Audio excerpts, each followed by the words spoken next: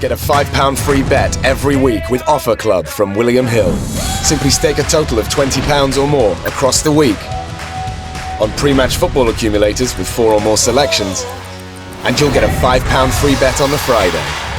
Join William Hill Offer Club on mobile or online now.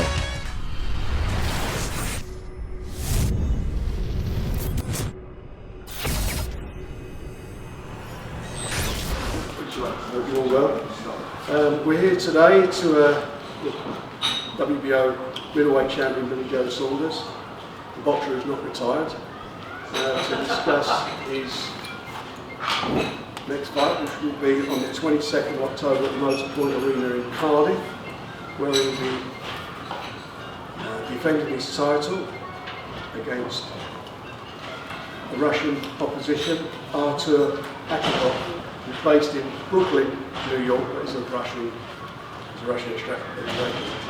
His record is 16-1, 7 KOs, and this is Bill's, I believe, this is his first defence and his first fight for 10 months now. Yeah. So he's nearly a year out of the ring. It's been a very frustrating time for him, frustrating time for all of us. But he's back in, and we want to get him moving, get him rolling.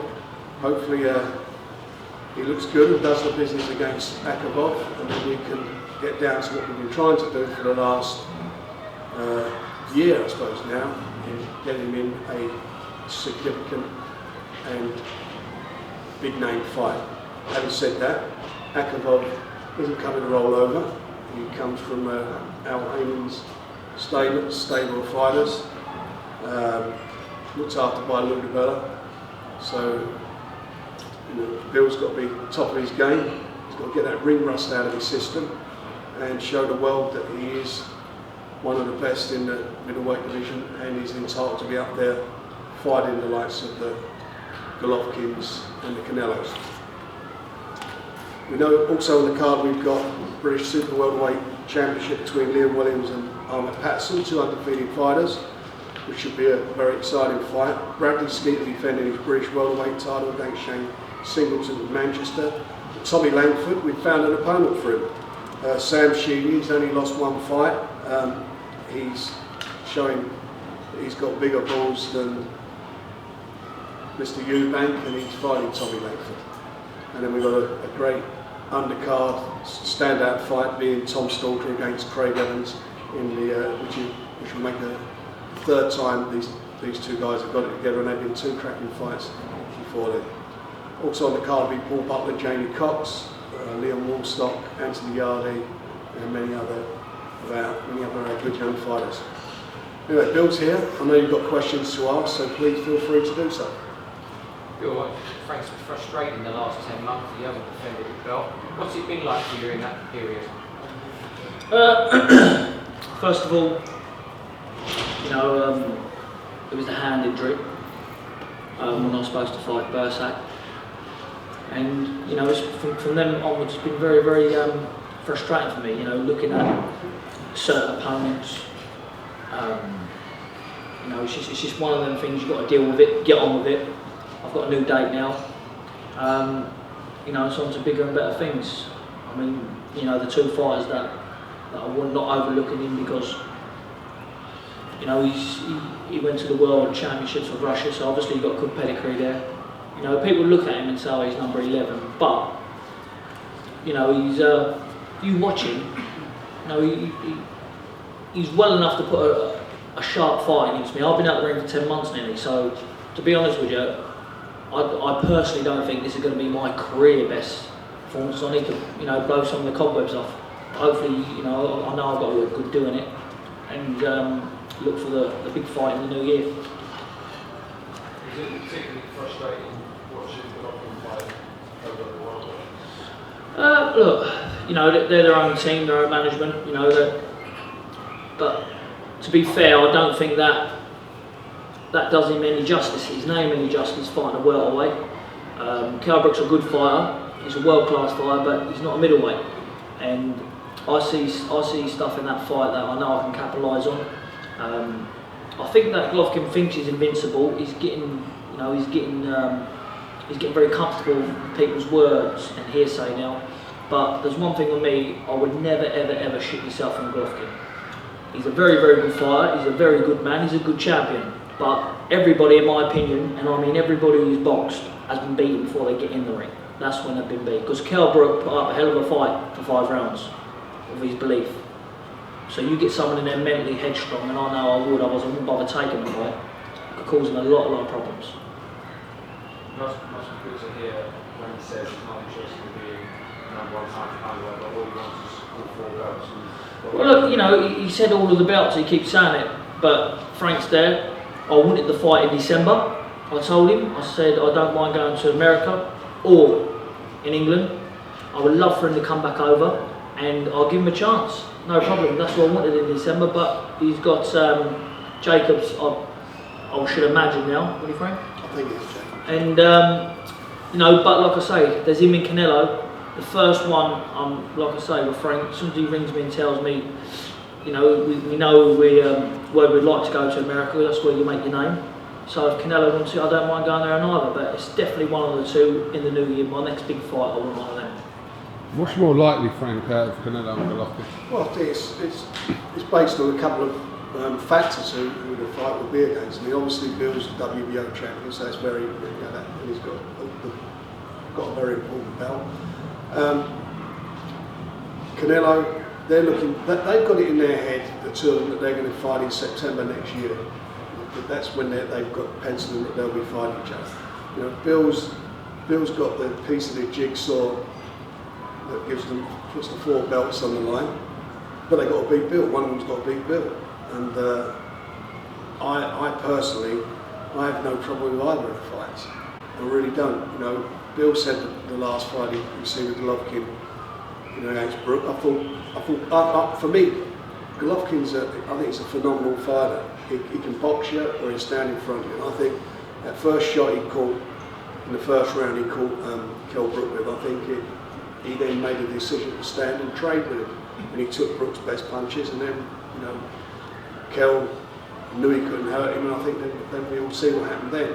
Regarding Canelo, you know, Canelo's last fight against one of our guys, Liam Smith. I think Liam went into that fight and he was a big underdog in the fight, and he went into without any sparring for the month leading up to it, and he actually took the fight a couple of times to Canelo. And I just look at, you know, what Bill's style is compared with Liam fights, the fact that, you know, Bill is a natural middleweight as far as when you compare him and Kell Brook. Well, we tried to make the Kell Brook fight, didn't we? I mean, one of the reasons Kell Brook wound up in with Golovkin is because we had made a big offer to Kell for him to fight with. And I just think that when you look at the styles, I think that you'll get in either of them. I know that Bill, who's never been on the floor, I think as an amateur or as a pro, can box. He's got a good engine, he's got a good jab, he's got a great boxing brain. I think he's capable of doing, dare say the name, doing what Tyson Fury did against Klitschko. You know, no one gave him an earthly, but Tyson Fury's got a great boxing brain, as has Bill. Bill's got better discipline than Tyson. Was brought up in the same caravans. So, you know, either of those fights, whatever the best deal is on the table for Bill, that's the direction we're going. You're going to go back to Spain? I will be. Well, I've been out in Spain for the last, going back 3 weeks ago, I was out there for 6 weeks. I came back, I've done 3 weeks here. I should finish the last 3 weeks back off here, but hopefully be looking for another date shortly out of this one, and a week out of this fight, I'll probably be back out to Marbella. I think that, because I know I'm in this sort of fight now, in the talks of the 2 big names, people's only seen me when, you know, I've had 10 months layoff and 5 months out the ring and 4 months out the ring, and, you know, I've never had a consistent run. And I think with this now, with this plan I've got set ahead, I think this will give me the best chance possible to own all the titles, whether it's Golovkin or it's Canelo. But, you know, I think I need that consistency now, not only in fights but in my training. From now, my goal is not overlooking anybody. My goal is Golovkin, hopefully in February, March. Frank, when you sort of Golovkin, you said before you've been speaking with Tom Loeffler, where does that all stand at the moment? Well, it's a little bit of an impasse at the moment with that, because obviously you've got to get this fight out of the way and they've got to sort out their situation. But when it's, Bill wants these fights, and we want to, I want to deliver them for him. But everyone's got to be acutely aware that he's not even defended the title yet. He's won a title and not defended it. Fights have fallen through for various reasons, nothing to do with Bill. All fell out of bed because of, the fact one of the reasons was the Eubanks. But the bottom line of it is he's stepping up to the plate very quickly. He's going to have this fight, and then he's in that mix, and then he'll be fighting one of those. So what would make more sense to me would be fight Canelo, beat Canelo, and then fight Golovkin. That's how I would, in an ideal world. But we don't live in an ideal world. We live in a boxing world. So that's whatever we get over the line out of 2 fights. So Frank, is it likely he'll have this fight on the 22nd and then fight again before looking to one of Canelo? Well, there's no way you can sit on his backside. I mean, and I don't want to overlook this fight. I mean, we see it's like the best laid plans and everything. I don't want everybody to think that Akovov's just going to show up on a night and that's it. Bill's got to stay focused on that. Provided he comes through that fight, he comes through it well, he doesn't sustain any hand injuries, which he suffered with in the past, nothing goes wrong, then we'll look at it. But if, for example, if it was Canelo, and Canelo, as we know, is injured and is not going to be probably fighting until April, May next year, there's no way Bill's going to be sitting on his backside until April or May. He needs fights. He needs to keep match fit. And he has, he's to be his own worst enemy sometimes. He knows he blows up in between fights, he puts the weight on. Well, he can't afford to do that now. He's got to be like Golovkin. He's got to think like Golovkin, because Golovkin, I don't think he's ever 10 pounds or a stone overweight. And he makes it easy for himself rather than make it hard for himself. And that's what Bill's got to do now. And I'm sure he knows that better than I do. So keep him busy, get the fights, make them happen, but keep him match fit. But is there another scenario where you actually just wait for this to play out and just hold on to the WBO for several more defences on why the hurry? Well, listen, that's the option. I can always do that. I can fight. I could beat 1 to 15 straight after one another, every single one of them down there. So I can do that. But it's come the time now in my career that I want to see how good I am. Am I good enough for Golovkin? Can I beat him? In my own head, I've said things in the past, but I remember sitting here when I was at a press conference with the Eubanks that said that he beat me and him on both nights. And on that day I said that I wanted 18 months before I faced Golovkin. Now, we're 2 years past. Not that I want to get any more experience, because I've been boxing since I've been 5. Alvin brought up, I need no more experience. It's just mature. I'm 27 now. In my prime, he's 34. If I can't beat Golovkin now, I'm never going to beat him. Never. So I want to be the first man to dethrone him. Did you think, we saw with Isaac Chilamba against Sergey Kovalev recently, that a trickier boxer against kind of a stalking puncher can create awkward scenarios, and obviously you would look to outbox Golovkin. Yeah, listen, with me, I know my boxing's there. I know I can box. Nobody can run away from me from boxing, because I believe that I've got one of the best brains in the middleweight division, if not the best. But it's more the challenge. I love hearing when people say that you can't do it, you won't do it, and that just gives me the more incentive to do it. I just love the challenge about things, and it's impossible to get a more bigger challenge than Golovkin. So see if I can rise to the occasion. If I don't, you're very sharply going to get found out. If you leave one stone unturned again, you will get sharply found out. So it's a challenge. Everything's got to be perfect, and in my own heart and head, I believe I can beat him. I've seen many weaknesses in him. But also I've seen some good stuff in him. I'm not taking anything away from him, but at the end of the day, he is only just a man. He's not invincible. There's reasons why he didn't box Andre Ward. There's reasons why he didn't box. There's reasons why he didn't box Ward. There's reasons why he didn't move up to super middle and box certain other fighters. Because I think that Ward definitely could exploit that weakness. that I know is there, and maybe one or two others at that weight. But you know, like he keeps saying, he wants all of the belts. Give me my last belt. I've got one here. If he wants to fight in December, I'm ready. And a mandatory, which I know Jacobs is, do not. You know, I don't think that comes close to unification. I think that overrules unification, mandatory. Yeah. So he can do it if he wants to, and I'm willing to go to America and fight him here. And I think, you know, we talk about there are weaknesses. There's weaknesses in all boxers. It's how you, whether you can exploit, whether you've got the brain and the wherewithal to exploit the weaknesses. That's really what it's about.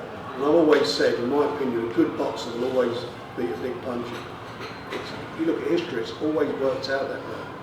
It's always worked out that way. But you've got to be an extremely good boxer to beat a Golovkin or a Canelo. And I think Bill is an extremely good boxer.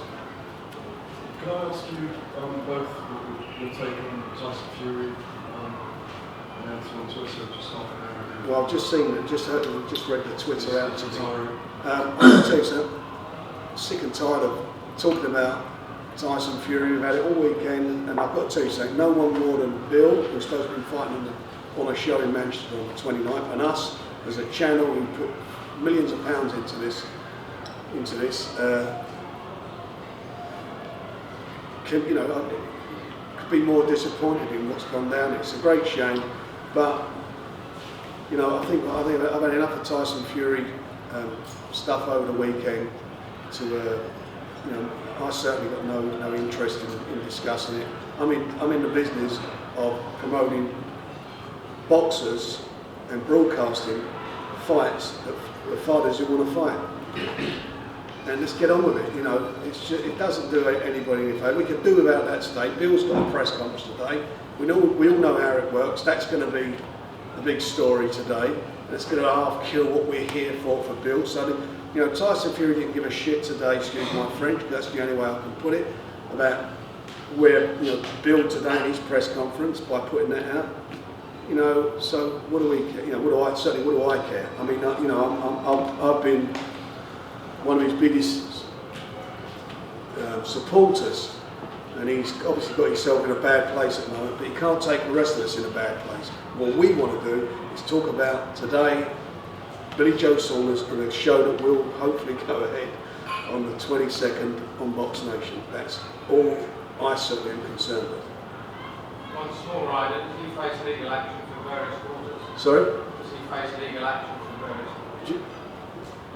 All I want to talk about today is our press conference. I'm not here. If we had to have Tyson Fury press conference, Jeff, I'd be talking about it, mate, today. Ask me that question tomorrow, and I'll answer all the questions you want on Tyson Fury.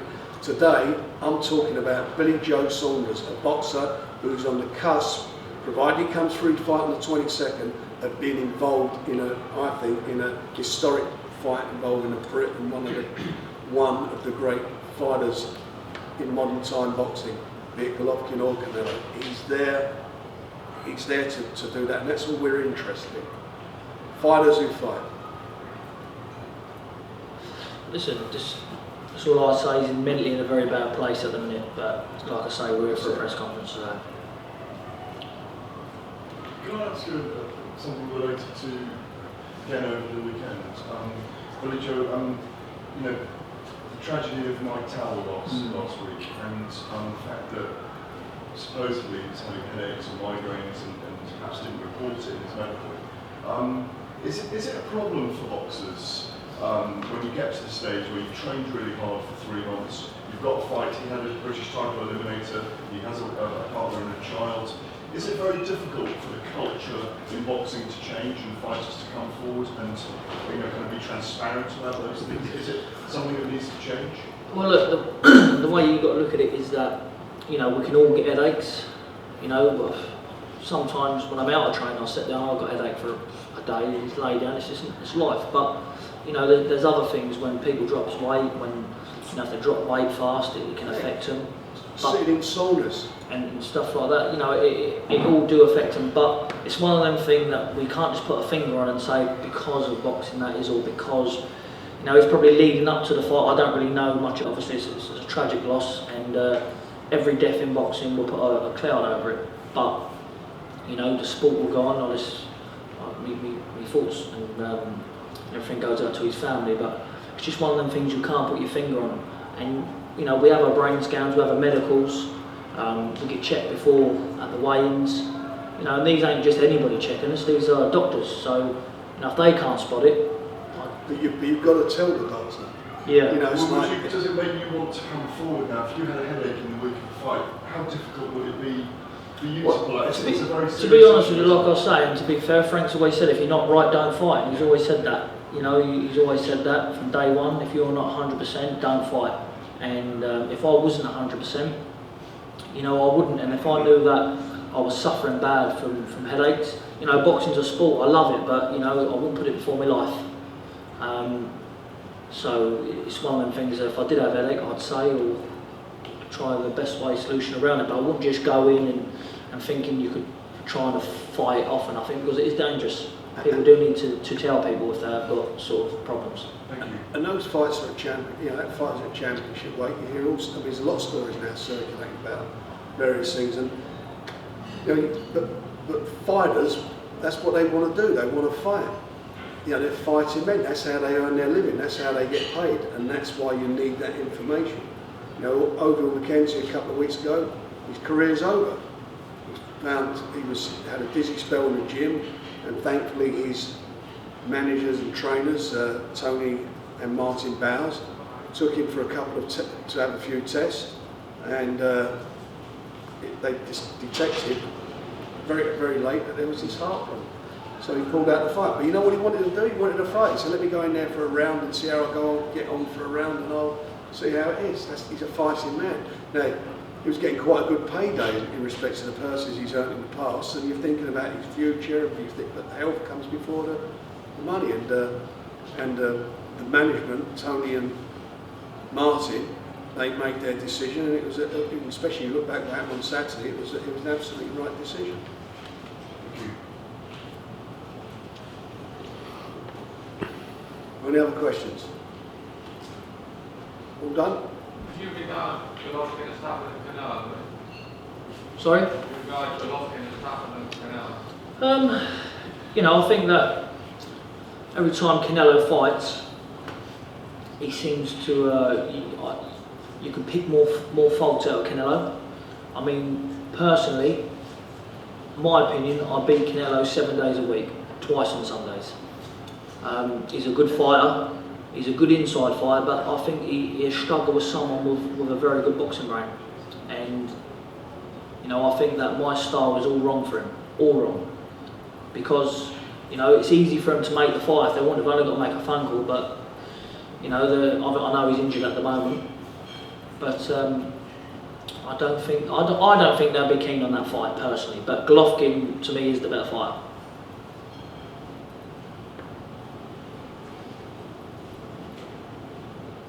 Any other questions? Lovely. Thanks very much for joining us. And obviously, if you want to do anything with Bill, he's here.